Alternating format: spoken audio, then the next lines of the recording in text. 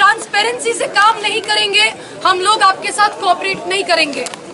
इससे पहले कई सारी प्रोक्टोरियल इंक्वायरी कमिटीज हो चुकी है इस कैंपस में। इस कैंपस में एक एक चीज पर इंक्वायरी चली है। यहाँ पर कई सारी बॉडीज है जिनमें इंक्वायरी चलती है, लेकिन कभी स्टूडेंट यूनियन ने उसका विरोध नहीं किया, कभी किसी इंक्वायरी कमेटी को ऑब्स्ट्रक्ट नहीं किया गया, कभी किसी इंक्वायरी बॉडी पर इस तरह से सवाल नहीं उठाया गया। इस कैंपस में कई सारे इंस्टीट्यूशंस है, IHA है, इक्वल अपॉर्चुनिटी ऑफिस है, GS कैश है और तमाम तरह के मैकेनिज्म्स है चीजों को इंक्वायर करने के लिए, चीजों पर, घटनाओं पर इंक्वायरी चलाने के लिए। लेकिन ये एक ऐसी इंक्वायरी कमेटी है जिसका इंटेंशन इंक्वायरी करना नहीं है, इसका इंटेंशन सिर्फ और सिर्फ क्रिमिनलाइज करना है, पनिश करना है, अपना बायस उसको कंफर्म करना है। कई सारी बातें शुरू के दिन से हमने इस इंक्वायरी कमेटी के बारे में कही है। रिपीटेडली स्टूडेंट्स ने, टीचर्स ने इसको रिजेक्ट किया है। हम लोगों ने इस इंक्वायरी कमेटी के खिलाफ जब यूनियन की तरफ से पहली बार अपना पोजीशन रखा, उसमें तमाम काउंसलर्स ने, तमाम कन्वीनर्स ने, मैंने और इस कैंपस के 2000 स्टूडेंट्स ने मिलकर के सिग्नेचर किया और एडमिनिस्ट्रेशन को बताया कि हम आपकी इंक्वायरी कमेटी पर फेथ नहीं रखते हैं। But this administration is extremely arrogant, extremely stubborn, it has no regard whatsoever for the position of the students. The students in one voice have rejected this inquiry committee.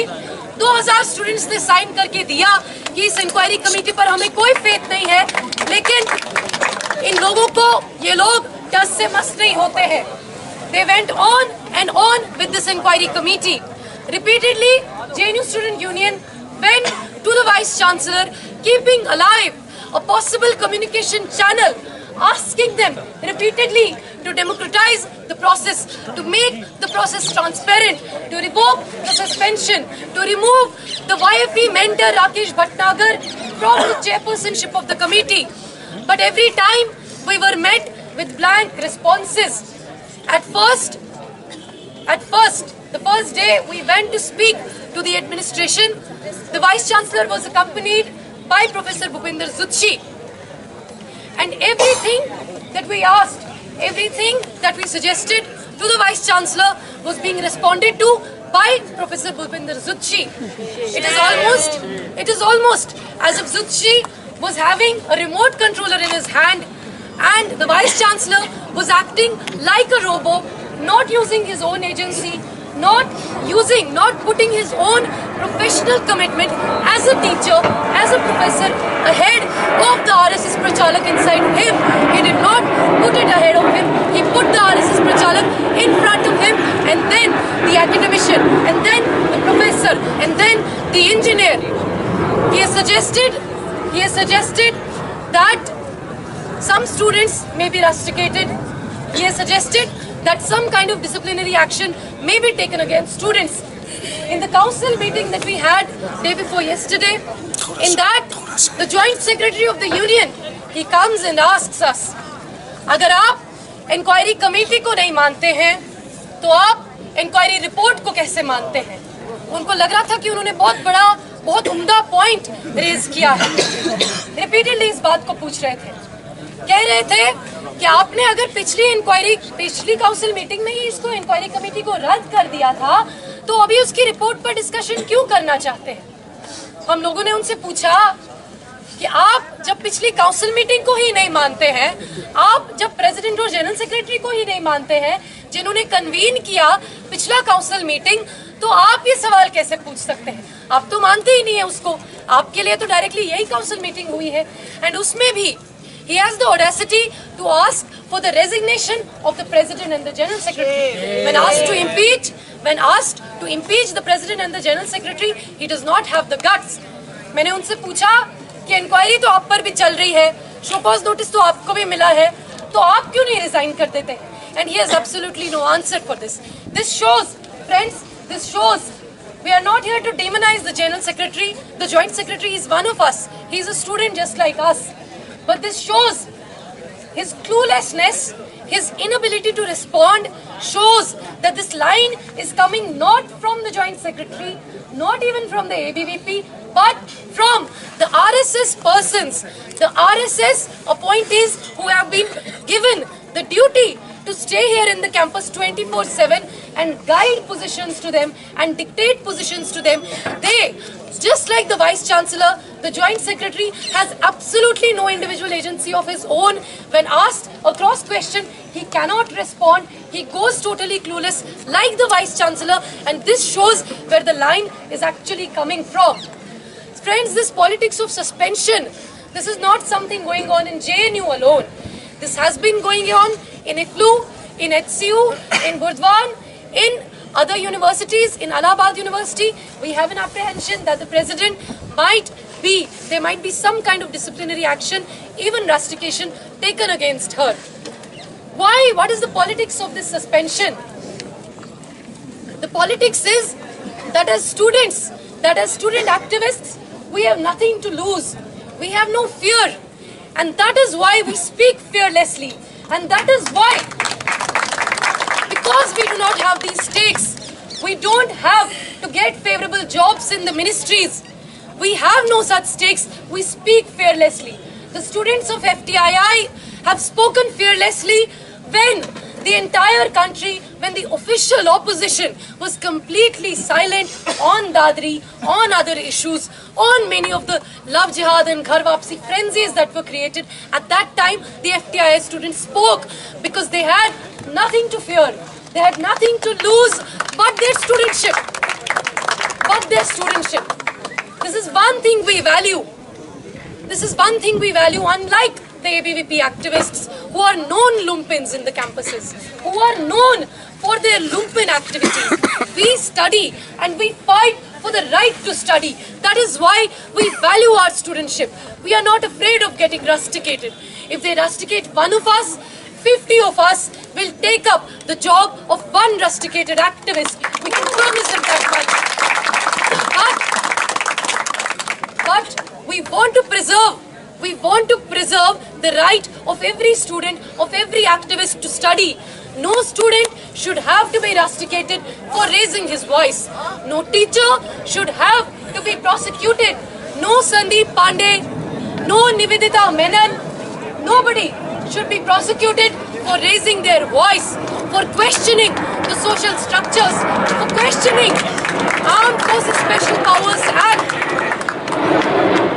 We have been rendered to a position where any discussion on Armed Forces Special Power Act, where any discussion on custodial rape, where any discussion on fake encounters is criminalized. We shouldn't be very happy perhaps about the cameras coming here. We were probably better off without the cameras. Now we don't know which part they will crop and they will circulate out of context and criminalize our student activists. We have to be very wary of these people. But at the same time, we have to fight against the tendency to self-censor. In the past few days, in the past few weeks in fact, we have avoided saying, let's be honest, we have avoided saying many of the things that we would have otherwise said. And that censorship which was prevalent in the entire country, that has now taken root in the university. However, we have to fight back and we have to establish the right to dissent, the right to speak, the right to differ, not only in the university, but in the entire country, where people are charged with sedition for opposing the establishment of a nuclear plant, where someone like Soni Sori is attacked with acid for speaking her mind, for standing up to the powers that be, for standing up to the state might, for standing up to the might of other armed rebels and government-sponsored mercenaries. She has spoken up against each one of these. And what is the result? They have burned her face. But as she said, her face is not just another burnt face. It is the face of all the people's movements, of all the resistance movements going on in this country. And that is what JNU has to do. Despite the attacks on us, despite the attacks on our student activists, on our student leaders, we have to become the voice of resistance, the voice of dissent, the voice of opposition, as we always were, not just in the streets of Delhi, but in the entire country, including Nagpur, including Pune, including Gujarat, including places where they claim that they have a stronghold. We will go there and we will campaign. Friends, I will not speak much as we have to go inside and talk to the Vice Chancellor. However, I'll conclude what I'm saying with a few appeals. Today in IIMC, we know that the students, as I announced yesterday, have kept a protest against the rape of a Dalit woman who is the wife of a Karmachari over there, and the administration is acting with extreme repression. Both the gates of IIMC have been closed, so we request you, those of who want to go there after this protest right here, they can go there, but they will have to go on to that other road which is on the Kishangarh side. The protest is happening outside the main IIMC gate. Some of us can go there and express our solidarity. Some of the IIMC students are here and they have conveyed that they would like us to be present there in solidarity. A couple of more announcements. In a few days, we will hold a convention on sedition. We will hold an artists collective, a day-long artists collectives exhibition here. Many people have expressed their interest to come here. We will set a discourse. We will set a discourse on our own terms, not on the terms of the Sangh. From Monday, as you know, yesterday the lecture series on nationalism was completed, and from Monday there will be a lecture series on Azadi, on freedom, and we will discuss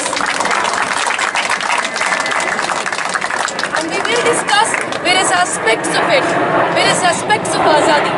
The first lecture on Monday will be taken by Professor Partha Chatterjee, and it's interesting because his book is titled The Nation and Its Fragments, राष्ट्र और उसके टुकड़े. ये विवाद, ये पूरी controversy जिस चीज से शुरू हुई, उस चीज को हम लोग डिबेट करेंगे, उस चीज को हम लोग सुनेंगे.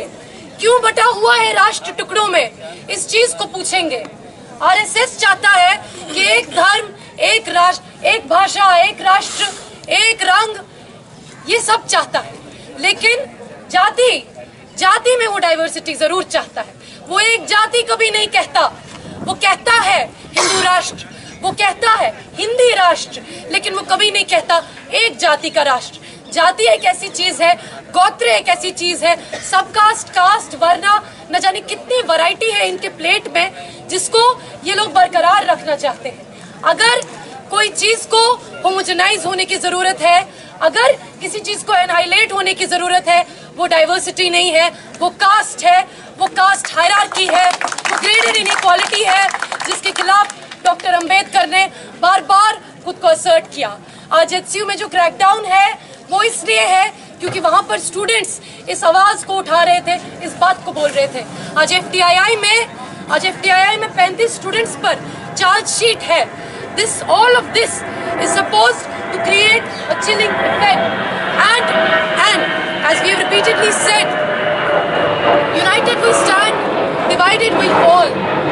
हम लोग यूनियनाइज इसलिए होते हैं, हम लोग संगठित होने का अधिकार इसलिए मांगते हैं क्योंकि अकेले हमको प्रोसिक्यूट किया जा सकता है, लेकिन जब हम लोगों का यूनियन होगा, जब हम लोग संगठित होंगे, उस वक्त हम लोगों को प्रोसिक्यूट नहीं किया जा सकता.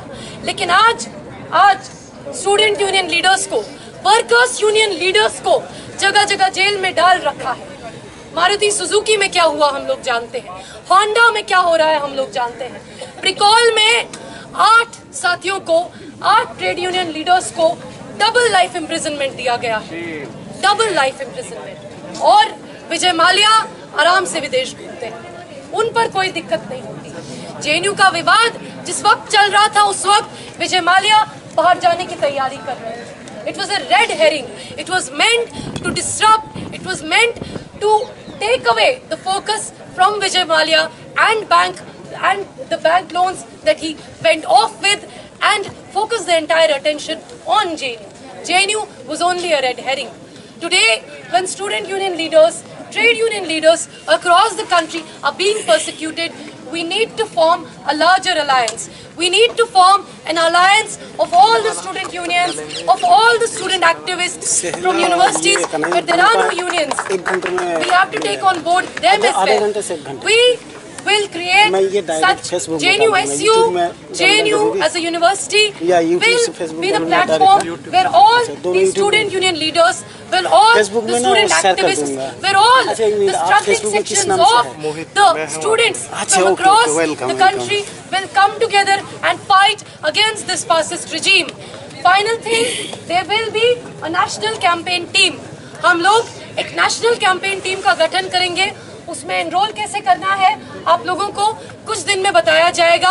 उसमें आप लोग अपना नाम, जिस डिस्ट्रिक्ट से आप आते हैं या जहां पर आप कैंपेन करने जाएंगे, वो भाषा जिसमें आपका प्रोफिशिएंसी है और किस तारीख से किस तारीख तक, किस पीरियड से किस पीरियड तक आप कैंपेन कर सकते हैं, इन सब चीजों को कोलेट करके हम लोग पूरे देश भर के लिए कैंपेन टीम्स बनाएंगे और JNU जाएगा और पूरे देश में प्रतिरोध की आवाज बनेगा, फांसीवाद के खिलाफ आवाज उठाएगा, ब्राह्मणवाद के खिलाफ आवाज उठाएगा, इस्लामोफोबिया के खिलाफ आवाज उठाएगा, लड़ेगा जब तक हमारे साथियों पर सभी चार्जेस वापस नहीं हो जाते, जब तक साई बाबा और SAR गिलानी जैसे लोग रिहा नहीं हो जाते, जब तक ये फर्जी इंक्वायरी कमेटी चाहे HCU में या चाहे JNU में चल रही हो, जब तक इनको खत्म नहीं किया जाता, जब तक इनको ध्वस्त नहीं किया जाता, जब तक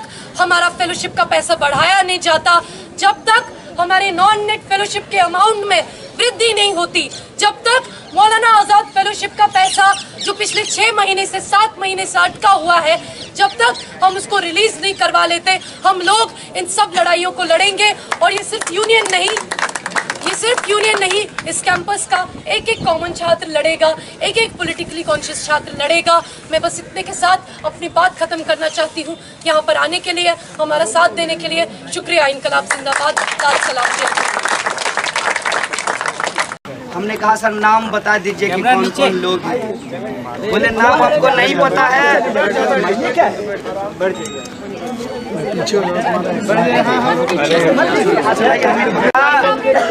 कि नाम हमको नहीं पता है, आप रजिस्ट्रार से पूछ लीजिए.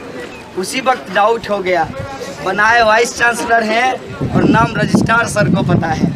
फिर भी हम दोनों गए और कहे कि सर पता चला है इंक्वायरी कमेटी बनी है 9 फरवरी के इंसिडेंट को जांच करने के लिए.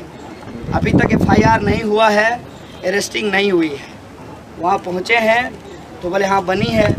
बहुत मिन्नत के बाद उन्होंने नाम बताया. जो ही नाम हम लोग सुने तो उसमें से एक संस्थापक सदस्य यूथ फॉर इक्वलिटी जो रिजर्वेशन के खिलाफ इस कैंपस में बना था. इंडिया अगेंस्ट करप्शन में भी बहुत सारे लोग थे, अपना चेहरा बदल करके उसमें शामिल हो गए थे. और अभी भी जो उसका ऑफिशियल पेज है, ये खबर मिली है तो उसके साथ उनका ताल्लुक है. तो क्लियर हो गया मतलब कि सारे जो टीचर हैं वो एक ही बैकग्राउंड से हैं. दूसरा ये है कि उसमें से कुछ लोग हैं जिनका ट्रैक रिकॉर्ड रहा है कि यहाँ पे वाइवा के नंबर को कम करने का जब सवाल आया तो एड़ी चोटी लगा दिया उन्होंने जातिवाद के समर्थन में. और यहाँ पर जब OBC रिजर्वेशन इम्प्लीमेंट किया जा रहा था उस पर एड़ी चोटी लगा दिया था उन्होंने. तो उनके बारे में पहले से एप्रीहेंशन था, लेकिन ये बात हम लोग उनको बोले नहीं. हम फिर से दोबारा वाइस चांसलर के पास गए और हमने कहा कि सर कहीं भी कोई अगर इंक्वायरी कमेटी बनती है तो सबसे जो उसका बेसिक प्रिंसिपल है कि उसके कंपोजिशन पे ध्यान रखा जाता है. जैसा कि आपको मालूम है कि 9 फरवरी की घटना को लेकर बनी है और उसमें पूरा यूनिवर्सिटी इन्वॉल्व है. तो किसी एक स्कूल के टीचर को रखना उसके कंपोजिशन पे सवाल खड़ा करता है. दूसरा, उसमें सारे मेल टीचर हैं जो कि उसके कंपोजिशन पे सवाल खड़ा करता। तीसरा, उसमें सोशली डिप्राइव्ड बैकग्राउंड के कोई भी टीचर नहीं है। ये 3 एप्रीहेंशंस हमने उस वक्त वाइस चांसलर साहब के पास रखा।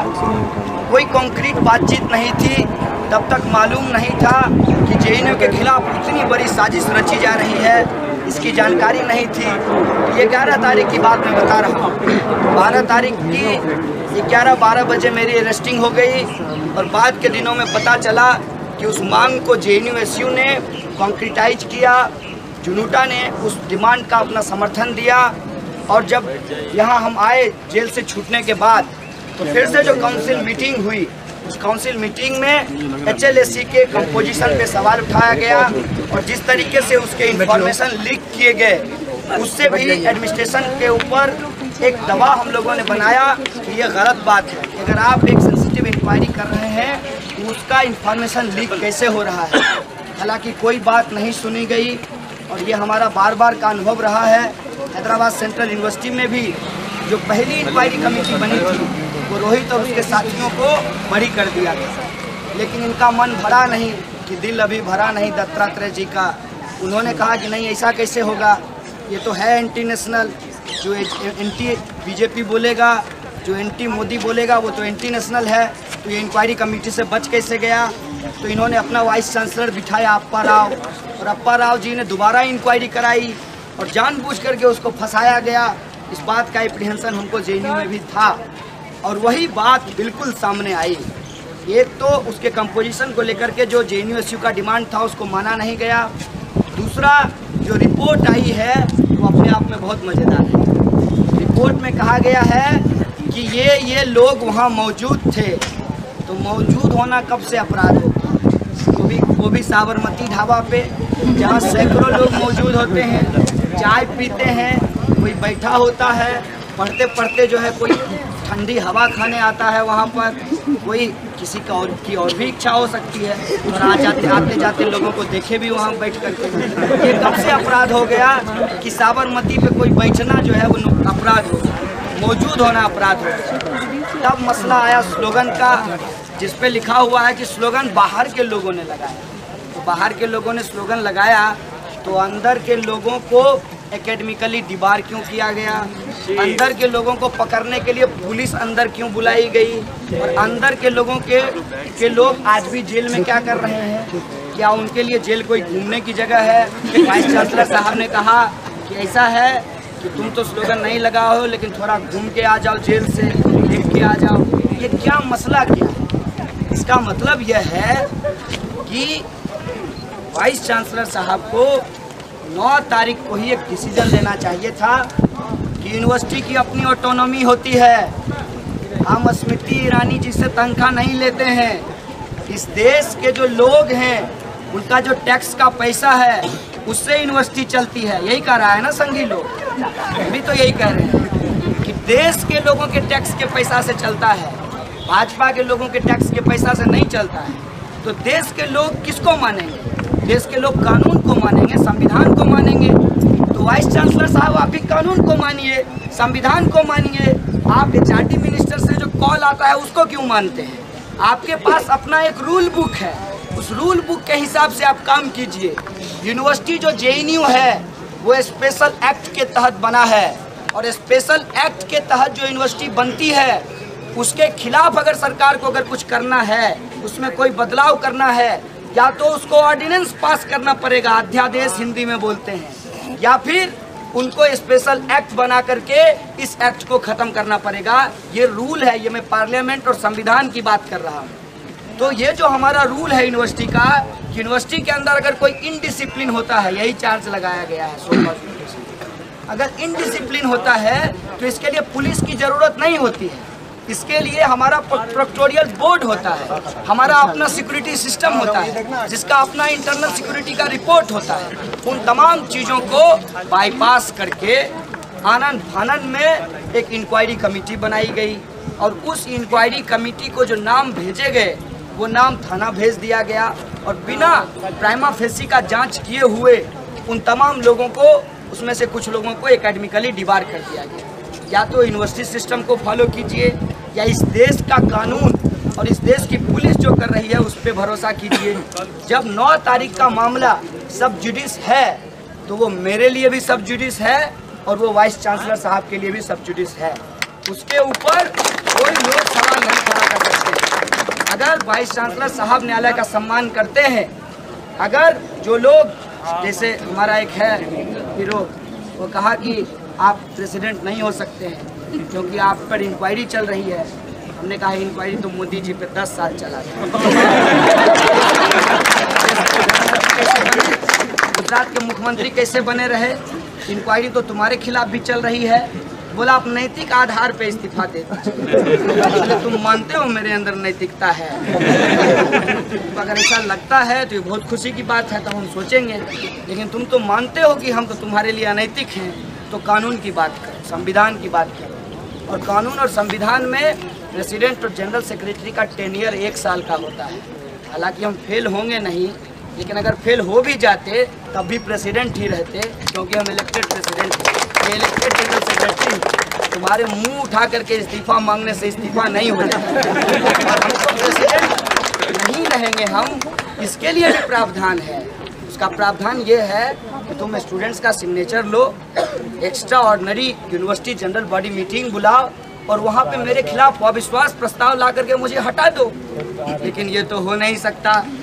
4 काउंसिलर उसके समर्थन में नहीं जुटे काउंसिल मीटिंग में, तो बाहर जनता कहाँ उसके पक्ष में जुटेगी, ये बात वो भी जानता था। तो पूरे मीटिंग में जो है हंगामा करते रहा। और वहाँ जो काउंसिलर थी, खास करके जो विमेन काउंसिलर्स हैं, उनकी सहमति के बिना ये प्राइवेसी ब्रीच करने का मसला है। इनके लोग फिर से जो है एक खास न्यूज चैनल के लिए वीडियो बना रहे थे ताकि वो फिर शाम में जाकर के ताल ठोकने लगे। आशा देखिए इनकी। अमित शाह ने कहा था कि बिहारियों का डीएनए में गड़बड़ी है। आजकल ये न्यूज चैनल हमारा भी डीएनए चेक कर रहा है। घबराइए मत, हमारा डीएनए हमारे माँ बाप चेक करेंगे और जेएनयू में पढ़ने वाले स्टूडेंट के माँ बाप उसका डीएनए जानते हैं। आप अपना डीएनए चेक मत करेंगे, उसका डीएनए चेक। तो वो वीडियो बना रहे थे काउंसिल मीटिंग का। किसी भी हाउस का वीडियो बनाना हाउस के कंसर्न के बिना यह अनकॉन्स्टिट्यूशनल है, अनडेमोक्रेटिक है और इलीगल एक्ट है। ये एक्ट भी वो काउंसिल मीटिंग के तहत कर रहे थे। फिर पता चला उन्होंने कहा कि हमारा रेजोल्यूशन नहीं पढ़ा गया। रेजोल्यूशन लिखा ही नहीं गया तो पढ़ा कैसे जाता? रेजोल्यूशन दिया ही नहीं गया तो रखा कैसे जाता? कोई रेजोल्यूशन एबीवीपी की तरफ से नहीं आया। इसका मतलब ये है कि उनका पूरा ध्यान बुद्धा इन ट्रैफिक जाम में था और थोड़ा सा जो है मेहनत करके सोचे कि चलो आज थोड़ा काउंसिल मीटिंग भी हो आते हैं। पहले कहा कि काउंसिल मीटिंग अनकॉन्स्टिट्यूशनल है और फिर उसी अनकॉन्स्टिट्यूशनल मीटिंग में बैठ करके जनरल सेक्रेटरी को कह रहा था कि तुमसे ज़्यादा पावरफुल जॉइंट सेक्रेटरी।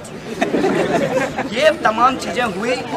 फाइनली जो एक रेजोल्यूशन पेश किया गया वह रेजोल्यूशन पास हुआ और उस रेजोल्यूशन में साफ साफ कहा गया है कि जेएनयू एडमिनिस्ट्रेशन ने एचएलईसी को लेकर के जो हमारा कंसर्न है कि उसके कंपोजिशन पे जो हमने सवाल उठाए, हमने जो उसको लोकतांत्रिक बनाने का सवाल उठाया, उस सवाल को एड्रेस किए बिना इस इंक्वायरी कमेटी ने अपना रिपोर्ट सबमिट कर दिया। जब रिपोर्ट सबमिट किया तो स्टूडेंट्स ने जिनके ऊपर आरोप लगाए गए हैं, जिनको शोकॉज नोटिस भेजे गए हैं, उन लोगों ने रिपोर्ट मांगी तो रिपोर्ट के नाम पे शुरू के 6 पन्ने उनको थमा दिया गया। यह बात जब यूनियन को पता चली तो यूनियन वाइस प्रेसिडेंट ने यूनियन के लेटर हेड पे एक लेटर लिख करके कहा कि पूरी रिपोर्ट हमको दीजिए। तो वाइस चांसलर साहब मुकर गए, बोले कि पूरी रिपोर्ट आपको नहीं देंगे। मतलब पूरी रिपोर्ट भी वो हमको देने के लिए तैयार नहीं है। और जो शोकॉज नोटिस आया है वो बहुत मज़ेदार है कि क्या इनडिसिप्लिन है ये वाइस चांसलर तय करेंगे। उसमें कोई भी स्पेसिफिक बात नहीं लिखी गई है। जैसे आप रेड लाइट तोड़ेंगे तो 200 रुपया जुर्माना, लाइसेंस नहीं होगा तो 500 रुपया जुर्माना। इस तरीके से कुछ भी स्पेसिफाई नहीं किया गया है कि आप इनडिसिप्लिन किए हैं और आप इनडिसिप्लिन किए हैं कि नहीं किए हैं ये वीसी तय करेंगे। भाई साहब, ऐसे अगर इस देश को चलाओगे तो इस देश की 80% जनता इनडिसिप्लिन कर रही है। क्योंकि जो 20% लोग हैं उनको लगता है कि जो गरीब लोग हैं वो समाज पे बर्डन है। तो ये जो एडमिनिस्ट्रेशन है उनको भी ये 8000 स्टूडेंट अपने सर के ऊपर बर्डन लगते हैं। उनको लगता है कि ये सारे लोग यूनिवर्सिटी छोड़ करके चले जाएं। आज जब हम लोग यहाँ जमा हुए हैं तो एक बात क्लियरली समझना होगा, ना मसला HLEC का है, ना मसला रिपोर्ट का है, ना इस रिपोर्ट के आधार पे इनकी कार्रवाई का है। ये सब जो होगा सो होगा। जिसकी बुनियाद ही कमज़ोर हो उसका मंजिल कितना तगड़ा होगा ये हम सब लोग समझते हैं। तो HLEC का फॉर्मेशन जब गलत हुआ है तो उससे अच्छी रिपोर्ट आने की कोई संभावना नहीं है।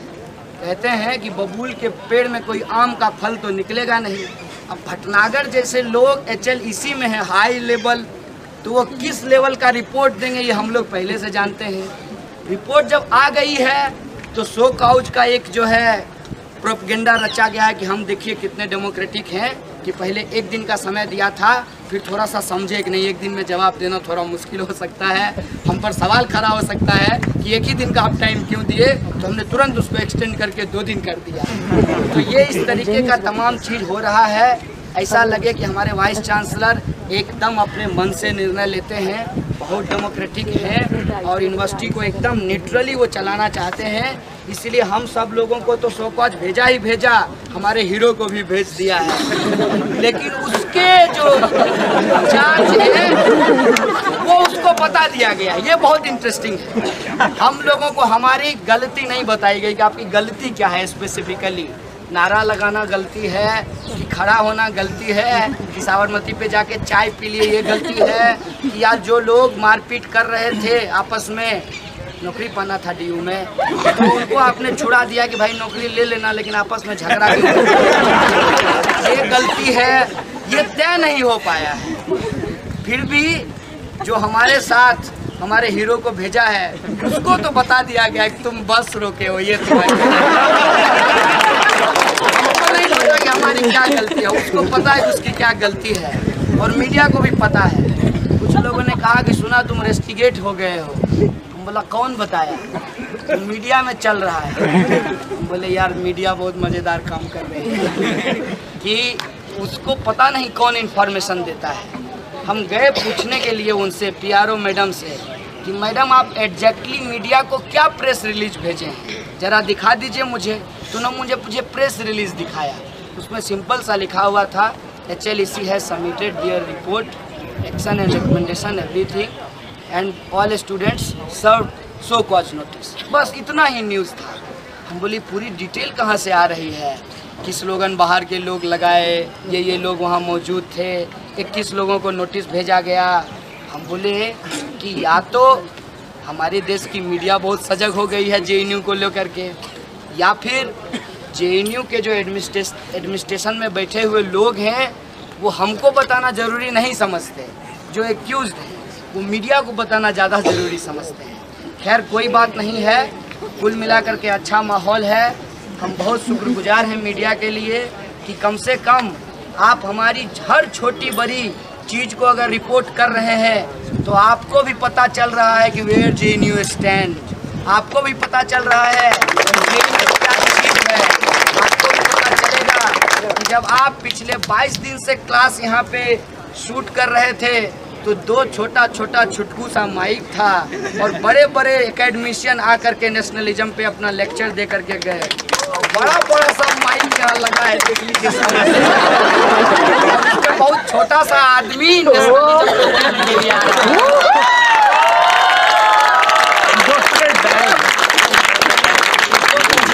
थप्पड़ मार कर चला गया। तब हमारे साथियों ने कहा कि जाने दो, जोश में आ गया है। अब वो आकर के बोलेंगे तो उन्होंने कह दिया था कि हमको डिस्टर्ब किया गया। नहीं अनुपम खेर जी, आप बहुत अच्छा अभिनय करते हैं और आपके अभिनय के बहुत सारे मुरीद हैं इस कैंपस में लोग, लेकिन आप अभिनय कीजिएगा, अपना ज्ञान मत दीजिएगा।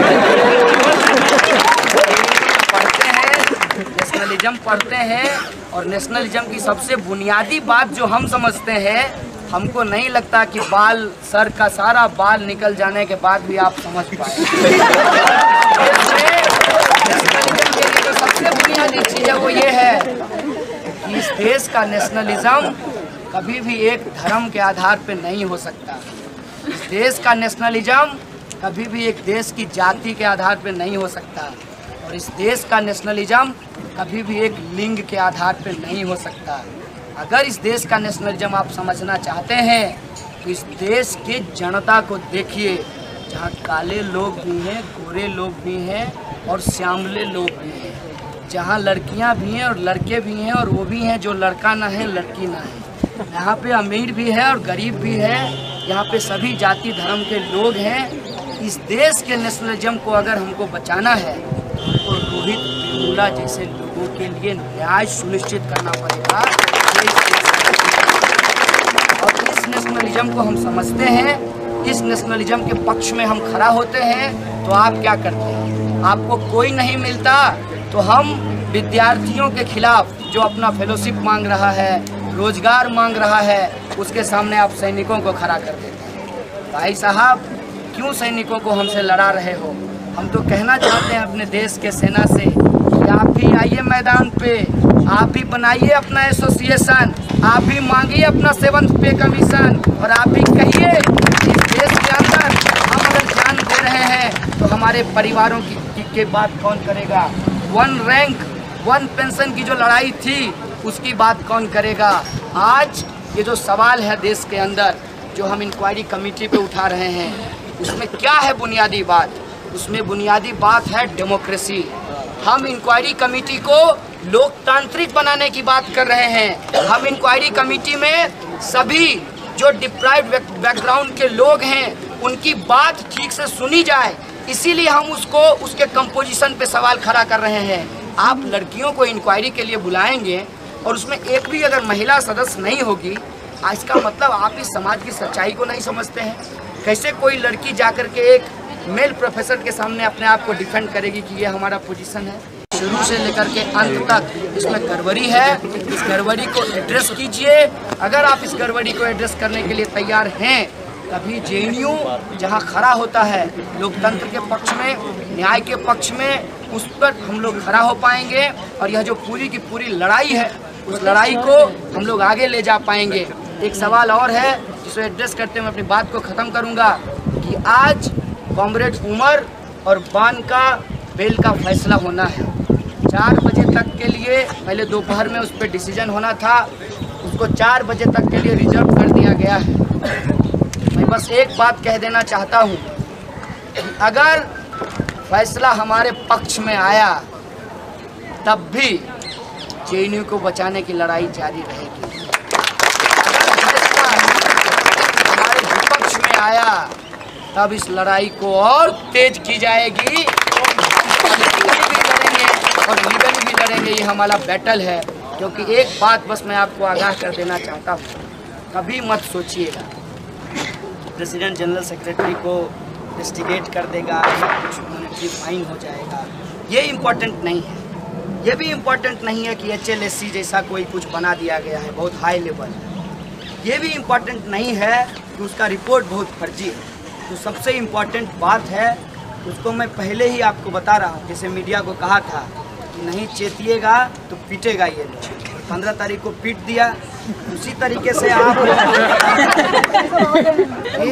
लोगों को मैं बता रहा हूँ कि रेक्टर से और वाइस चांसलर से बात हुई है, उनको इस तरह की एक घटना का इंतजार था बहुत दिनों से। जो पुराने स्टूडेंट हैं वो जानते होंगे, और जब मैं भी आया था तब भी मैंने उसको देखा था कि एक बार यहाँ पर बाहर के कुछ लोगों ने कुछ लड़कियों को छेड़ दिया। उसके बाद बहुत हंगामा हुआ, पुलिस आई, दोनों तरफ गेट के इस तरफ स्टूडेंट, सामने बहुत ज़्यादा भारी मात्रा में पुलिस। उसके बाद से ही जब गाड़ियों की एंट्री शुरू हुई कैंपस में तो उसको टोकन दिया जाए। इस बार जो हुआ है, इस बार की तैयारी में आपको बता दूं, बड़े अच्छे इंजीनियर हैं हमारे वाइस चांसलर साहब।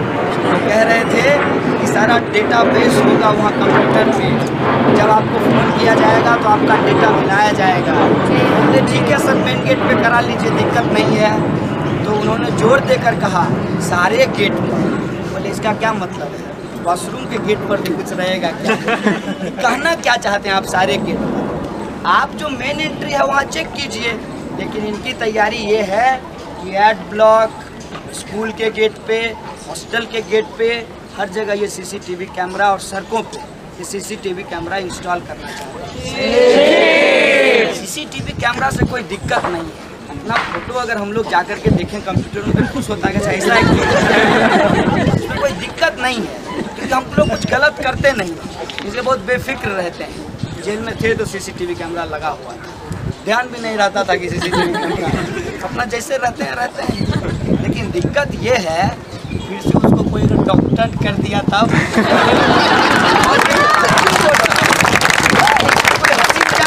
सीरियस बात मैं आपको बता रहा हूँ। 8 तारीख को रजिस्ट्रार के साथ हमारी मीटिंग, तो 8 तारीख को सीसीटीवी काम कर रहा था। 9 तारीख को जब हमारी मीटिंग नहीं हुई, मैं सो रहा था, उस दिन सीसीटीवी काम ही नहीं कर रहा था।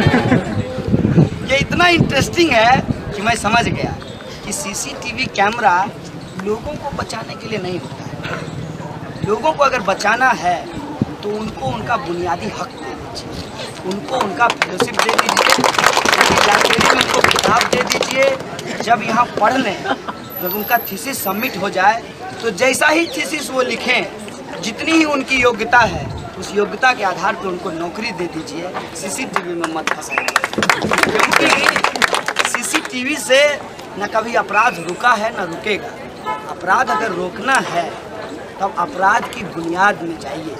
अपराध की बुनियाद जो है वो समाज में होने वाली गैर बराबरी है, और वो गैर बराबरी को जो बचा के रखने वाले लोग हैं, वो लोग ही इस तरह की से चीज़ों का इस्तेमाल करते हैं। तो इनको मैं कह देना चाहता हूँ कि ना HLEC माना है, ना रिपोर्ट माने हैं, ना तुम्हारा सीसीटीवी कैमरा मानने वाले हैं। क्योंकि इससे पहले भी 24/7 पे एक सीसीटीवी कैमरा इंस्टॉल किया गया था, और उस वक्त का जो यूनियन था वो लड़ा था, कहा था कि ठीक है मारपीट हो गया, लोग वहाँ पे कर लिए तो मारपीट रोक दीजिए। आपके हाथ में घाव हो गया तो आप हाथ कटवा लेंगे, ये तो कोई इलाज नहीं है। घाव हो गया, घाव का इलाज कीजिए, हाथ कटवा लेना ये इलाज नहीं है। इस कैंपस के अंदर अगर कुछ गलत हुआ है तो उस गलत को हम सब लोग मिल कर के रोकेंगे। वैसे भी अगर पुलिस अपराध रोकती तो पुलिस तो तब से है जब से अपराध है, लेकिन अपराध आज तक रुका नहीं। अपराध हमेशा समाज के कॉन्शसनेस से रुकता है, और हमको लगता है कि JNU में लोग इतने कॉन्शस हैं कि जब यहाँ मार करके लोग चला जा रहा है तब उसको कुछ नहीं करेंगे। आज जो अनुपम खेर जो है नेशनलिज्म पे क्लास लेक्चर दे के चले जाएंगे लोग, उनको कुछ नहीं बोलेंगे, ज़्यादा से ज़्यादा उनसे सवाल पूछेंगे। तो JNU जैसे कैंपस में इस तरह की चीज़ों की कोई ज़रूरत नहीं है, और इसीलिए मसला 5, 8, 10, 20 स्टूडेंट को बचाने का नहीं है, मसला JNU को बचाने का है।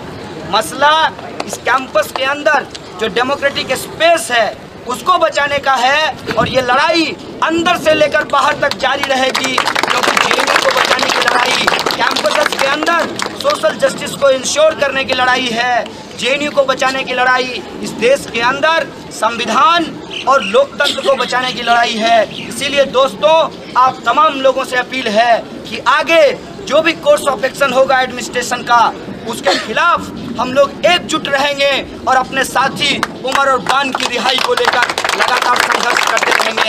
इन तमाम शब्दों के साथ मैं आप तमाम लोगों को शुक्रिया अदा करते हुए अपनी बात को ख़त्म करूंगा। शुक्रिया।